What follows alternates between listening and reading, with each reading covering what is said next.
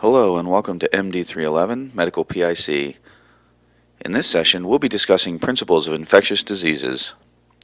By the end of this session, you'll be able to define communicable and infectious diseases as well as infection, list 5 red flag signs of severe illness in a patient with an infectious disease, list 4 general treatment principles of patients with infectious diseases, and list 5 common shipboard infectious diseases and know where to get more information on how to treat them.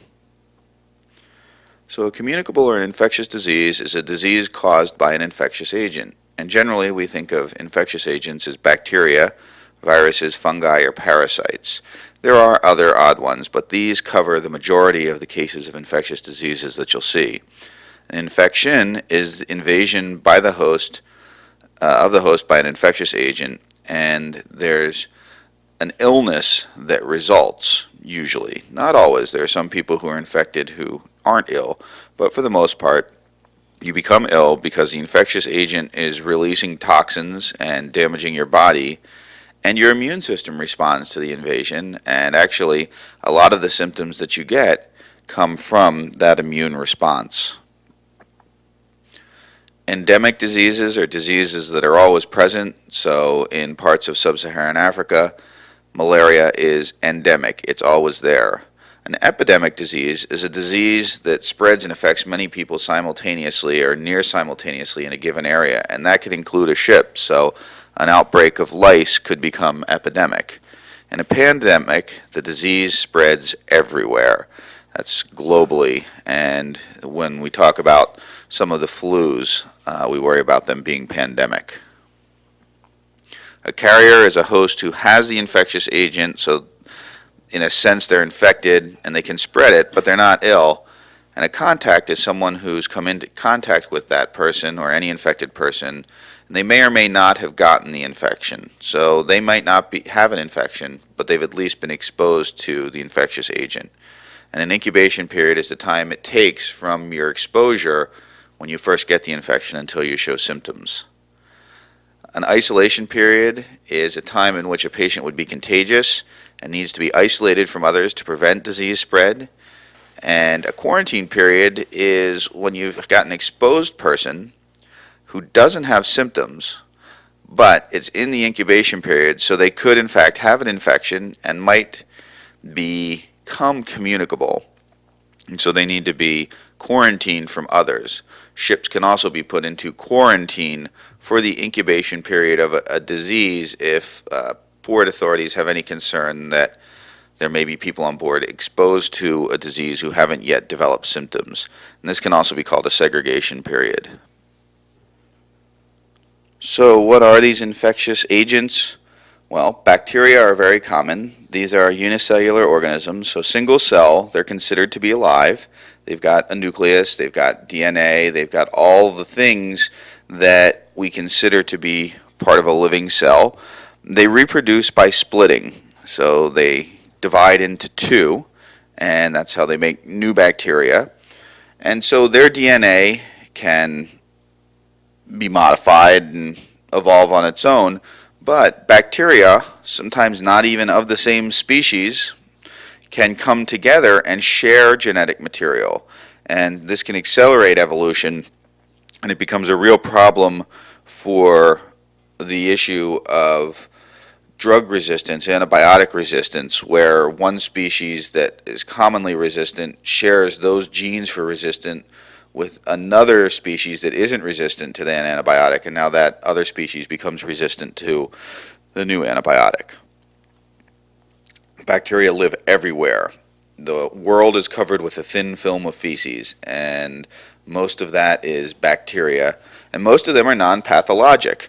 They won't hurt you at all, and there's many that are very beneficial to humans.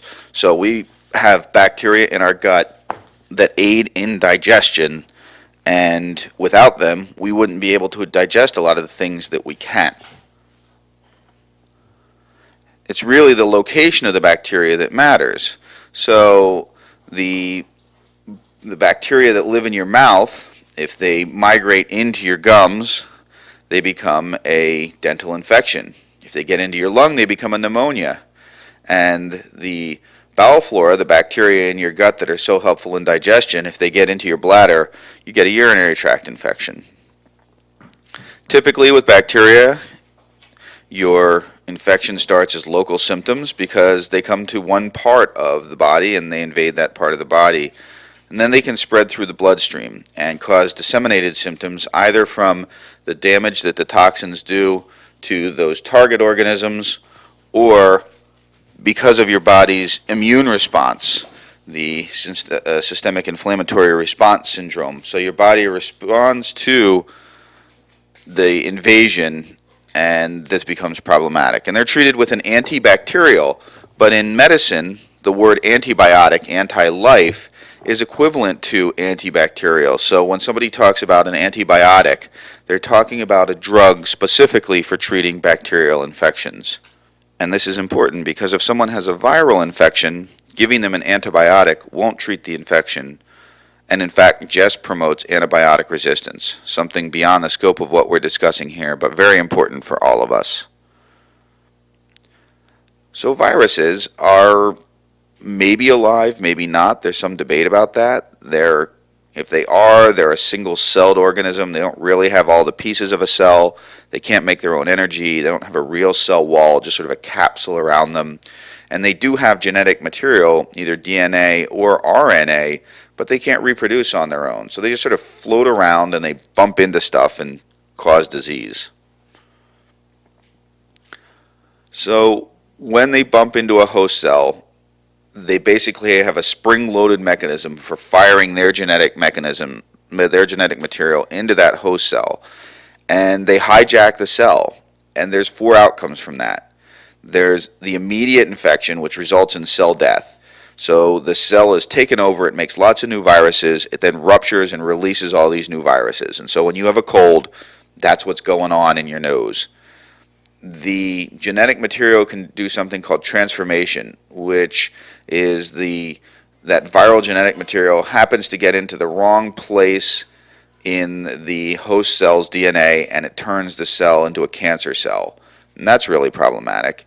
You can get what are called latent infections where the genetic material just hangs out sometimes for years and then becomes reactivated, and then you kind of go back to the first type of infection. You get cell death and lots of new viruses. And then you can get chronic infection where you have low-grade infection over many years, but never overwhelming infection, and on the other hand, never a cure. When you have a cold, your body eventually kills off all the cold viruses and you go back to normal. But there are people who have low-grade viral infections for years.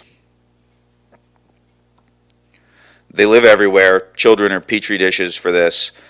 You look at any daycare or any elementary, middle, or even high school, and you'll see that when a cold comes in with one kid, it spreads everywhere. They typically enter through the mucous membranes, and they can cause local symptoms like a cold or a viral sore throat, or acute sinusitis is almost always from viral infection. Gastroenteritis, nausea, vomiting, diarrhea, that's viral, and it's causing local symptoms. But you can also get systemic symptoms, in part from the effects of the local infection. So if you've got a cold and you're not sleeping well, then you'll feel fatigued and lousy. If you have gastroenteritis and have bad diarrhea and nausea and vomiting, you're going to get dehydrated. But you can also get systemic symptoms from some of these as well. So influenza, it's primarily pulmonary, but you get systemic symptoms, or HIV, which is actually attacking your own immune system.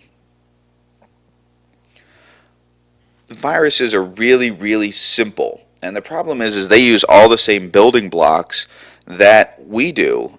Our own bodies are essentially using the same materials to function. And so an antiviral, while it will target viruses, will also, because of the fact that they're so similar to their host cells, cause a lot of side effects. They target human cells as well. So it's not a very specific treatment, and usually we provide symptomatic care. Specific viruses, we have antivirals for them with a lot of side effects, and fortunately our immune system is able to handle most of these viruses without a problem. Fungi can be single or multicellular organisms. They have cell membranes and then they're sugar coated, what's called a polysaccharide coating. They need oxygen to live, and they typically like warm, moist places, but that's not universally true. And they're treated with antifungal medications. And they can cause lots of different types of infections. You can get skin infections, like the tinnias, athlete's foot, for example. They can infect the hair and the nails. They can go under the skin and cause subcutaneous infections. And they can cause systemic disseminated infections, which is really bad. Some of them are host dependent. Candida albicans in your normal host will cause a vaginitis in a female, or it can cause thrush, an infection in the mouth where you've got this fungus living there. But in an immunocompromised patient, like an HIV patient or a post-organ transplant patient on immunosuppressants, this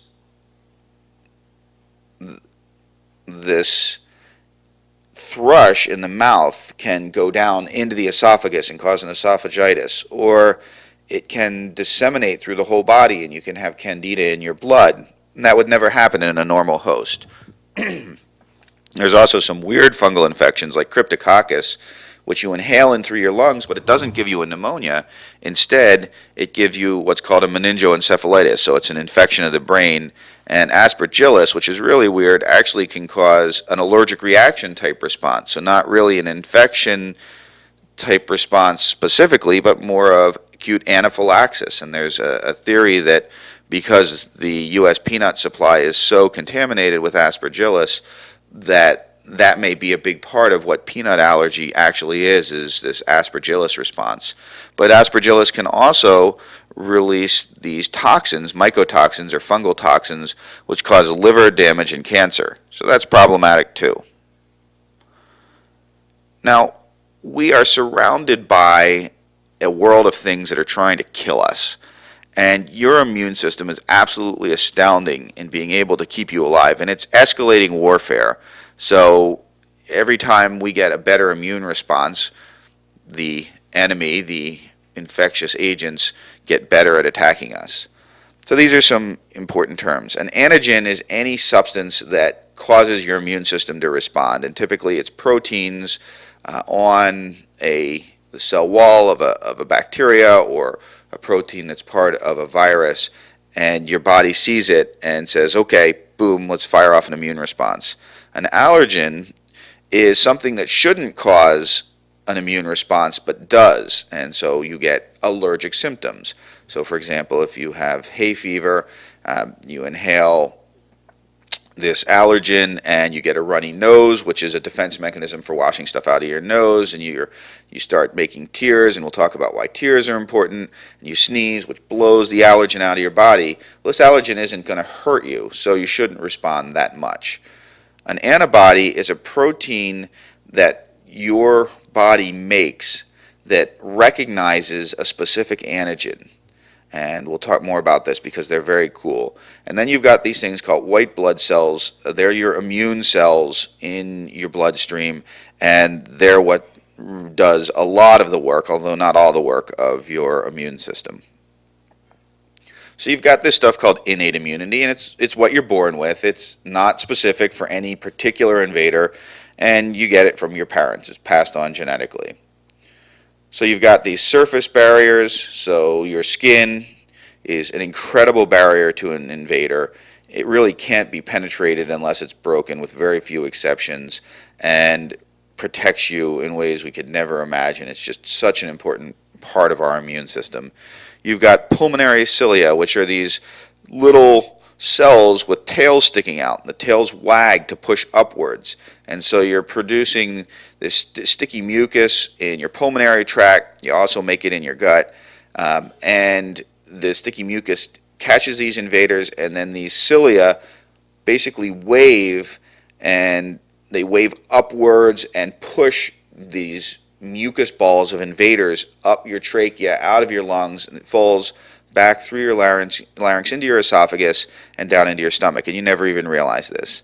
Your stomach is a seething cauldron of death for foreign invaders. You've got acid and enzymes, and they just kill stuff.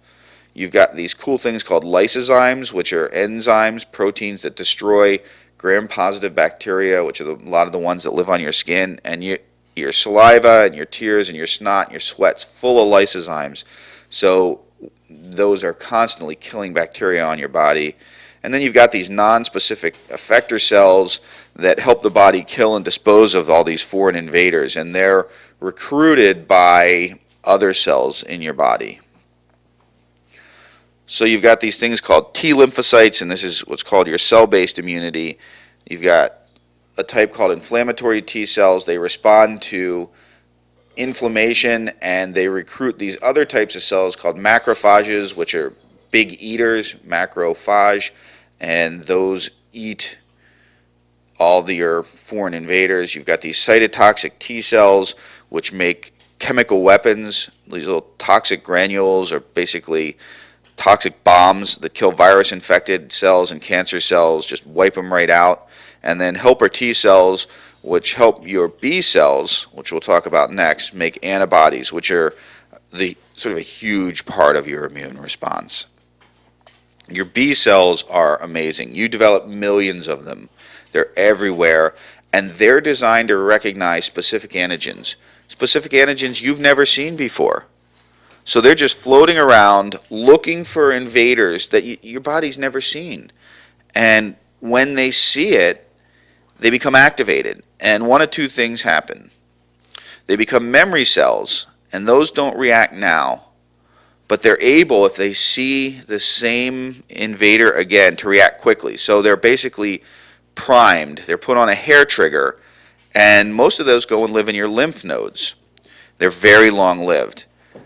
Others become plasma cells, and so they produce antibodies, these proteins that look specifically for that antigen. They're very short-lived. They die when all the antigen is gone, but they just start dumping out antibodies. So these B cells are not only fighting infection now, but they're preparing your body for repeat infection in the future, which is really, really smart. Your body waits until it knows that this antigen is something that has attacked you once and could attack you again before it puts all the energy into making a system for responding quickly to it. These antibodies, they're protein chains, they bind to antigen, and they help in three ways. If you've got all these giant tinker toys hanging off your body and you're a bacteria, you're no longer efficient in invading other cells. Mechanically, you've got anchors dragging off of you, so you can't physically invade anymore. So that's very helpful. They activate something called complement, which is some chemicals floating around in your bloodstream. And when complement gets activated, it also brings in the big eaters, the macrophage. Phage means to eat. But also makes something called a membrane attack complex that we'll talk about. And they activate all those effector cells. So you've got phagocytes, eaters, so they eat. You've got mast cells and cells called neutrophils, which release granules of materials that help with the immune response. And these cool cells called natural killers, which release cytokines, enzymes that help to kill these invading cells as well. So the complement's a bunch of circulating protein that attaches to the walls of invaders and makes something called a membrane attack complex. And that's what you're seeing in that picture. The membrane attack complex punches a hole through the cell wall, and fluids just pour in and kills the cell. It's crazy efficient, just mechanical destruction, holing of the hull of these bacteria or other invaders, and they attract the phagocytes, the cells that eat other cells. Now, your body also has this interesting system of lymph nodes, and lymph nodes are basically vessels that run parallel to the veins that flow through things called lymph nodes. And when your blood flows through your arteries and gets down to the arterioles and then to the level of the capillaries, the plasma actually leaks out of the arterioles at that point. And it's the formed elements, the cells that go through the capillary vessels themselves. And it's the plasma that kind of flows alongside, outside of those vessels, through the soft tissue, through all the cells there, and is exposed to everything that's there and picks up debris and all sorts of other stuff. And then at the far end of your capillaries, hydrostatic pressure pushes a lot of that fluid back in, but there's a good amount that doesn't go back in, and that gets collected by your lymph system. And so that fluid, now full of all the debris and bits and pieces of foreign invaders and bacteria and viruses, etc., gets carried back through these lymph vessels to lymph nodes. And the lymph nodes are full of those memory cells, the ones that have previously seen antigen. And so those now look for antigen they've seen before. And if they see it, they have this rapid, huge immune response.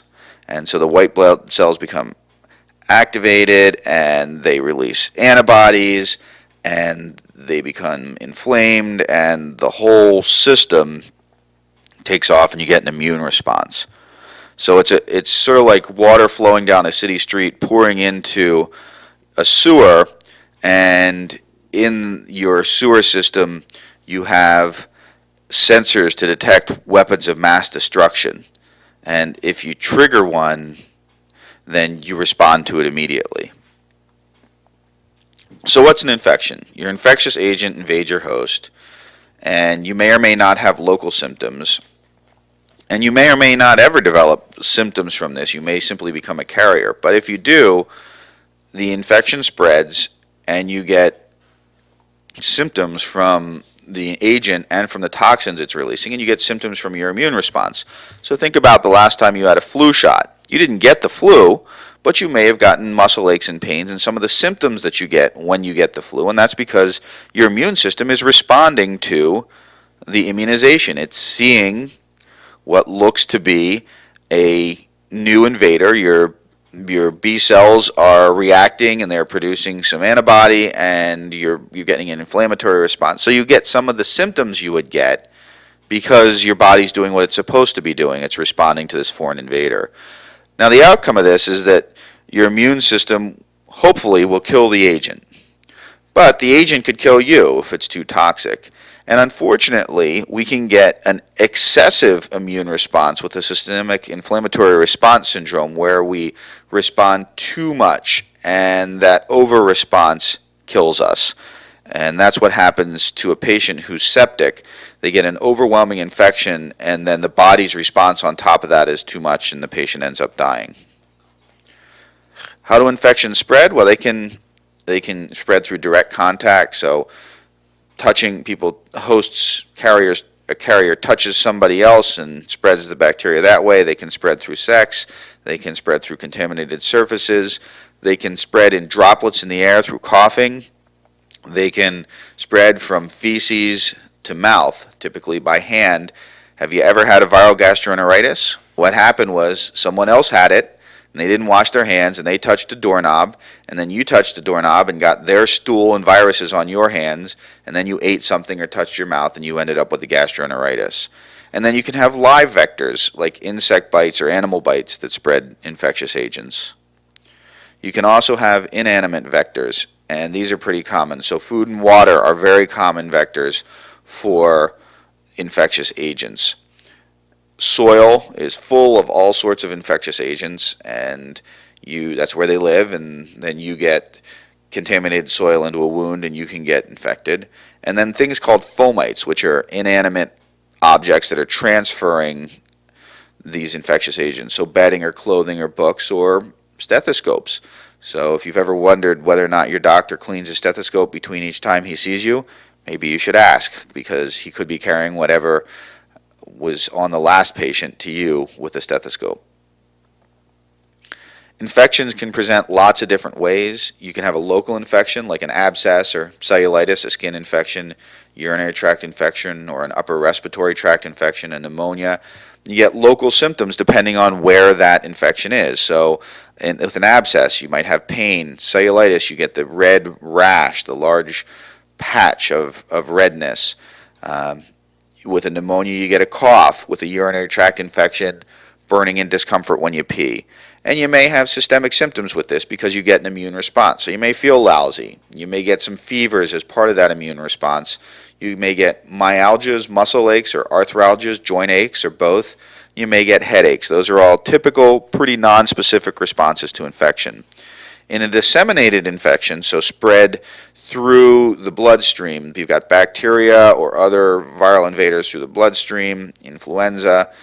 For example, you've got a fungal infection, you've got pyelonephritis, an upper urinary tract infection. You'll get local symptoms from whatever the initial infection and source of invasion was, but then you'll get systemic symptoms as well. And those are all the things that you can see with a local infection, but they're much more pronounced.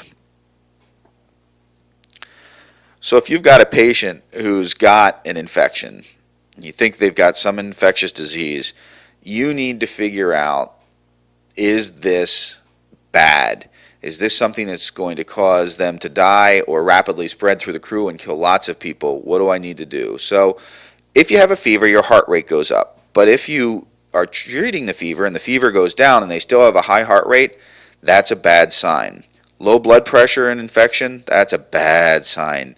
Altered mental status is very concerning because it's either not enough blood flow to the brain, so they're in septic shock, or they have infection of the brain. Either's bad.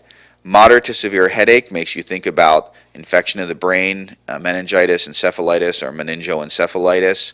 Petechiae or purpura, and you remember those are the collections of blood right under the skin with breakage or leakage of the capillaries, and those are very bad signs, particularly in someone with a headache and fever. That can be a sign of meningococcal meningitis, but regardless, it's a sign that your body's clotting system isn't working right, and that's a pretty significant infection.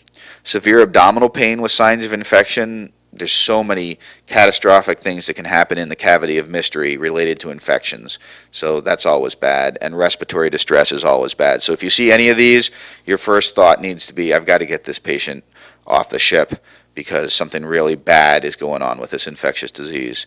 Talk to medical control. Arrange your evacuation. Now we'll talk about some common or potentially common infections you can see. And this is by no means a comprehensive list. Use your textbook for more information. Use other textbooks. Some of the wilderness medicine textbooks are excellent resources. You can get a internal medicine or family medicine textbook and look at the infectious disease section, any of a number of online resources, and of course talk to medical control. But Vibrio cholera, it's spread by fecal oral spread, typically contaminated water, and it can very quickly become epidemic. And typically what would happen is it would be in a city that you arrived at and in the water system. The presentation is typically severe non-bloody diarrhea with symptoms of dehydration and no fever. And it's going to be very hard to distinguish this from other diarrheal illnesses, but there's just a lot of diarrhea. There's typically no fever. And while this can be fatal because of the dehydration, as long as you hydrate the patient with quite a bit of fluid, they'll typically do fine. Dengue fever is a virus. It's transmitted by the Aedes aegypti mosquito and very, very common for travelers to tropical and subtropical regions. It's not person-to-person contagious. You have to be bitten by the mosquito. The presentation is going to typically be fever and headache, severe muscle aches and pains, very severe, very fatigue. About half of them will have rash or nausea and vomiting. About a third will have diarrhea. And it's in its severe form, it's hemorrhagic, so petechiae and purpura, and that's really, really bad. So if they're really sick, evacuate them. You're going to have a hard time distinguishing this from meningitis or other diseases, so you're probably going to be thinking about evacuation. Otherwise, symptomatic treatment for a very mild case if you and medical control are convinced that this is what's going on. Diphtheria is a bacterial infection. They occur in a bacterium. Diphtheria causes it. We all got immunized for this, and when you get your tetanus updates, you're re-immunized for this. But it's a waning immunization. Some people have never been immunized, particularly in some of the ports that you're calling on. So We think of it typically as a respiratory tract infection. It can also be a skin infection, and it is person to person contagious.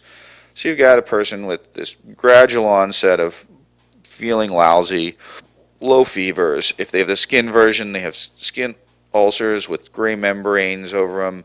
If they have the respiratory version, the posterior oropharynx has this gray membrane that's stuck to the back. It's hard to scrape off. You try to, it causes some bleeding. To treat it, it's antibiotics. Talk to medical control. They'll advise you on the best choice. Now this is one you'll see a lot of, Otitis Externa, often called swimmer's ear. The ear outside of the tympanic membrane, so the external ear, the canal, the ear itself, the surrounding skin gets infected, and it can either be caused by excessive dryness, and I saw this quite a bit in Alaska when I was there. Because of the very cold, dry air, the skin would crack, and there's a lot of otitis externa, or excessive moisture. So people who swim, who have a lot of moisture in the ear, causes irritation, maceration, or breakdown of the skin of the ear, and they end up with infection. So the presentation is an itchy, painful ear. There may or may not be drainage.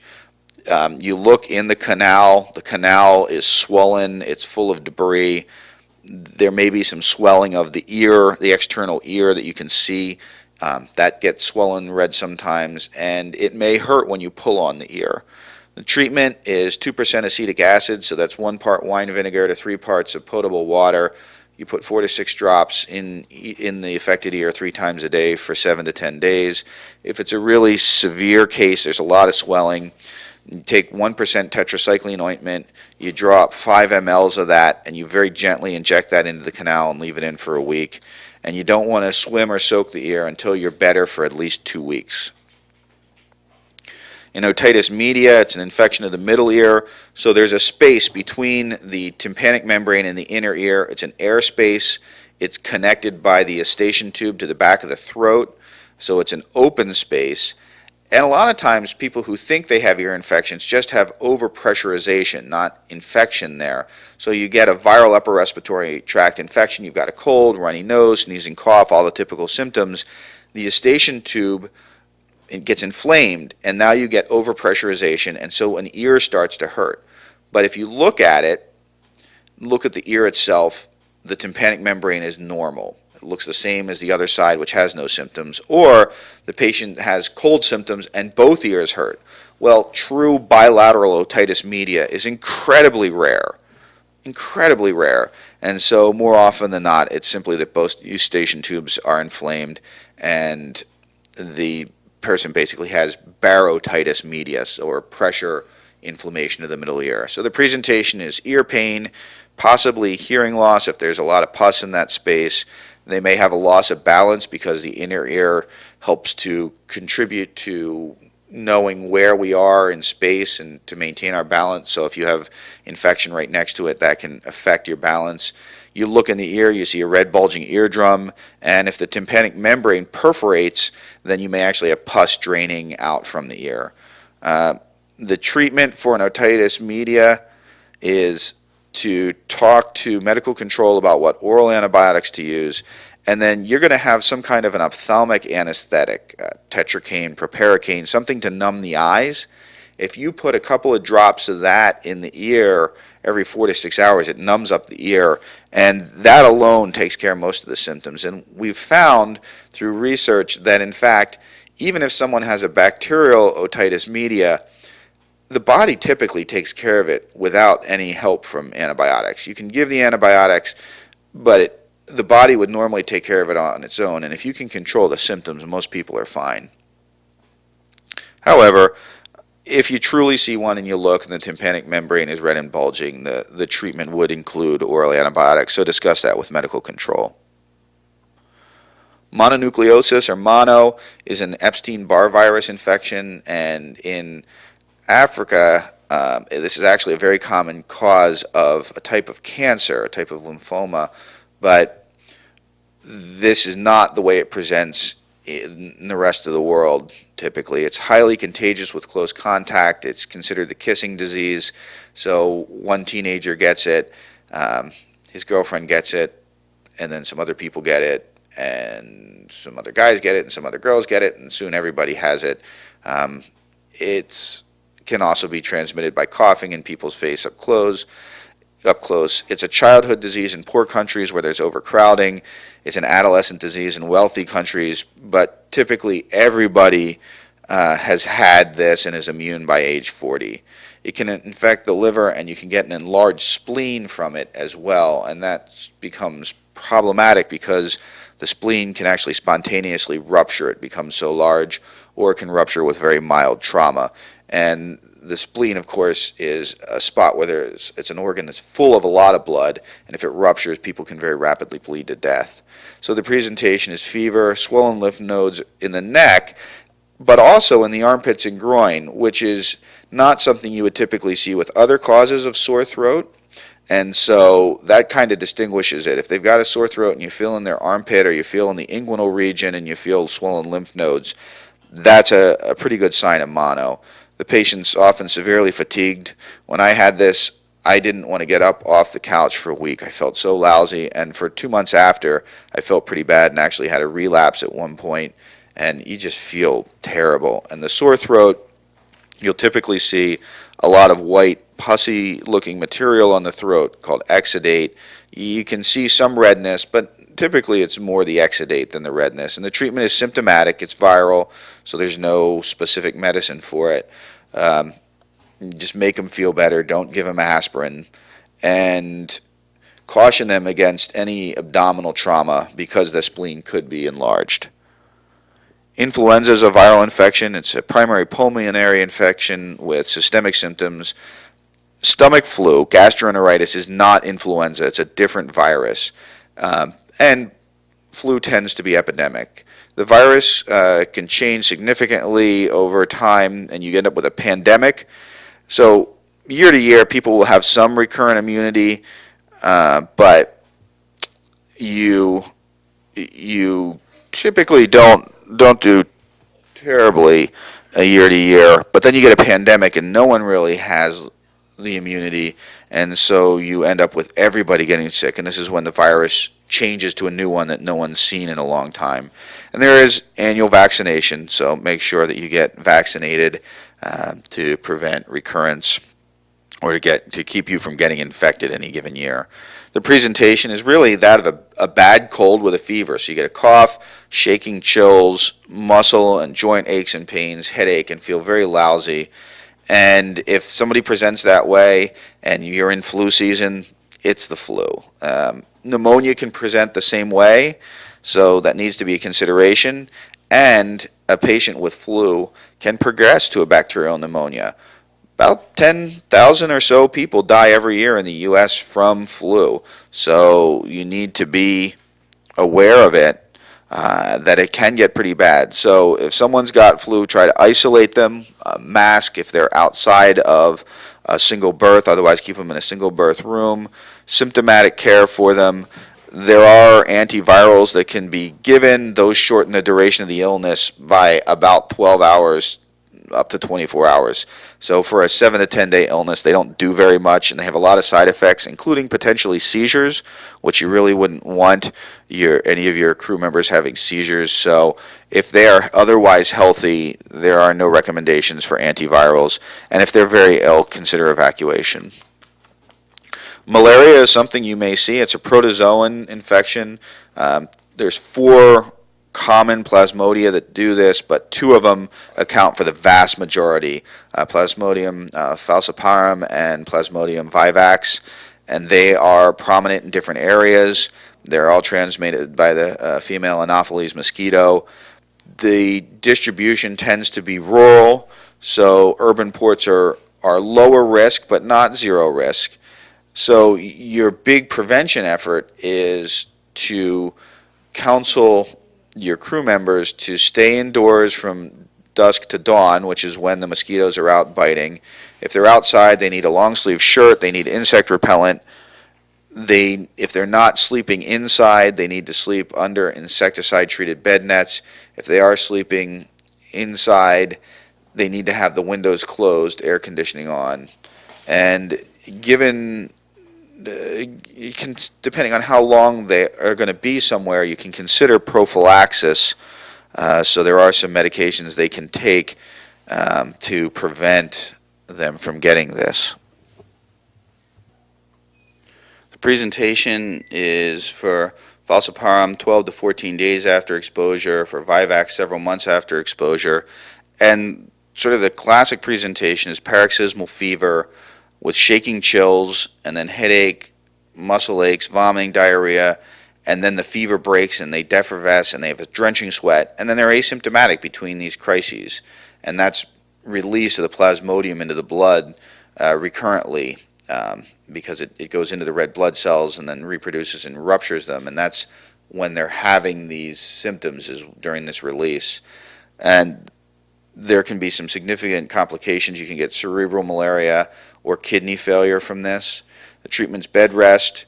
Take a blood sample. It can be later evaluated. You can also make a slide smear of it to give to health authorities.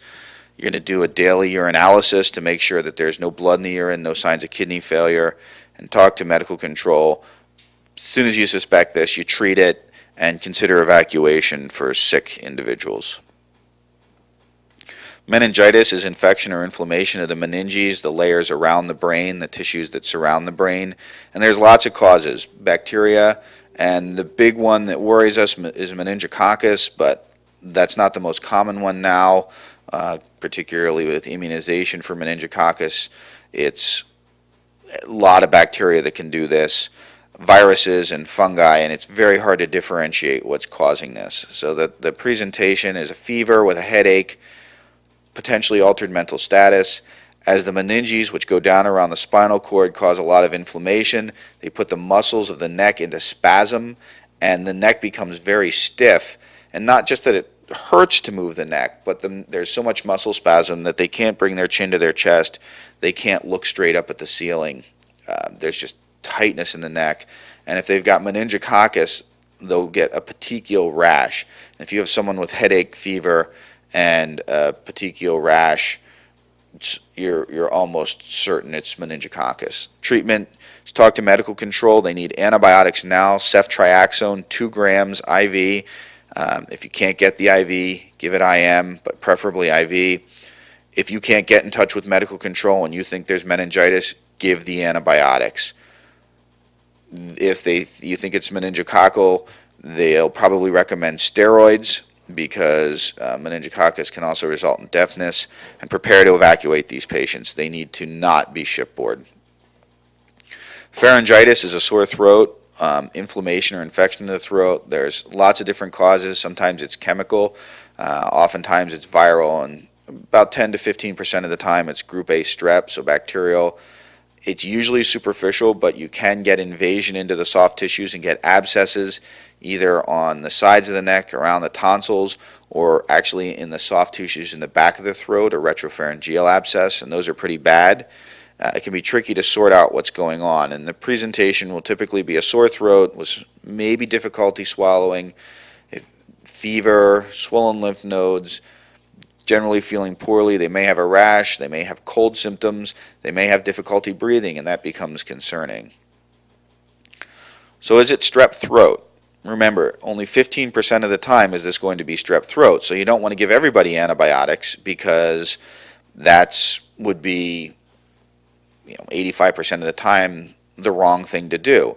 So if they have 3 or more of the following, there's a greater than 50% chance they have strep throat. So exudate on the tonsils or the posterior throat with redness. And look at those tonsils, that white gunk on there, that's exudate. The tonsils are redder than the surrounding tissue.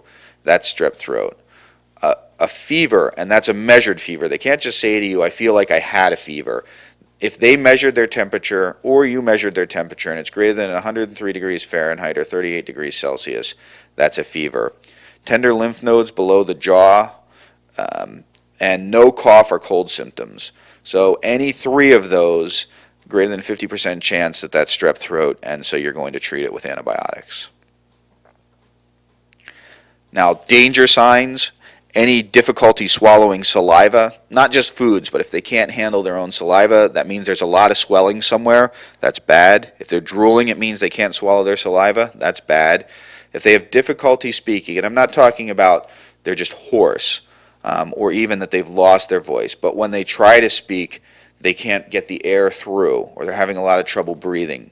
If they've got asymmetric neck swelling or non-lymph node neck swelling, so look at that lower picture there, that swelling there, that's not lymph nodes. Lymph nodes are small bumps right under the jaw. They can get large, but that's huge. That's Ludwig's angina, which is actually a pus pocket, an abscess under the tongue, and that can block off the airway. And then if the uvula is pushed sideways from the midline, so that upper picture, you can see that one tonsil on the patient's right is pushed way over, and the uvula is pushed to the left. That is a peritonsillar abscess, and that can get much worse as well. Treatment for viral pharyngitis is symptom control. The best thing to do is take some lidocaine, 60 mLs of 2% lidocaine if you've got it. Mix it with a liter of normal saline, and the patient can gargle that every 4 to 6 hours. Acetaminophen, and if they've got cold symptoms with this, decongestants as well. For bacterial strep throat, symptom control, so the lidocaine, the acetaminophen, oral steroids, discuss this with medical control. They actually greatly decrease the duration of symptoms, and oral antibiotics, and even after they're asymptomatic, they have to finish the course of antibiotics. Viral and bacterial pharyngitis are both contagious, so treat any symptomatic contacts. If you're treating one as viral, treat the contact as viral. If you're treating somebody for presumed strep throat, if one of their contacts gets the same symptoms, treat it as strep throat, even if they don't have at least three of those criteria. And if you see any red flags, contact medical control. They need either IV or IM antibiotics, because those really bad things are almost always bacterial infections, and they need to be evacuated. Tuberculosis is a bacterial infection with Mycobacterium tuberculosis. It's highly contagious and very difficult to control. It comes in through the lungs, and it can be a lung disease, but can also spread throughout the body. Only the pulmonary form is contagious, and only 10% of people who are infected actually get tuberculosis, the actual disease. The presentation is a cough, typically with bringing up blood, hemoptysis, with night sweats, fever, weight loss, and gradual worsening. Nobody with tuberculosis should ever be allowed, active tuberculosis should ever be allowed on the ship, because it can spread to the crew. But if you have someone who starts to develop symptoms, or they've just gotten bad enough that they bring it up to you, they need to be on droplet precautions. They need to be in a single berth, and if they go outside of the cabin, they need to wear a mask. It's going to be very hard to distinguish this from other causes of chronic cough without a chest x-ray, so discuss with medical control how best to manage the patient.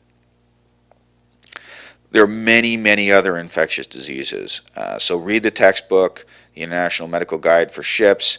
That's got good information in it. Talk to medical control. The Emergency Medicine Resident Association of the American College of Emergency Physicians has an antibiotic guide that's excellent. There's a paper version or an app, and those are both excellent sources, both for information about diseases and common organisms, and also best treatment options. And then there's any number of textbooks that you can read. 5-minute clinical consults is very helpful as well. But make sure you have other references available to you.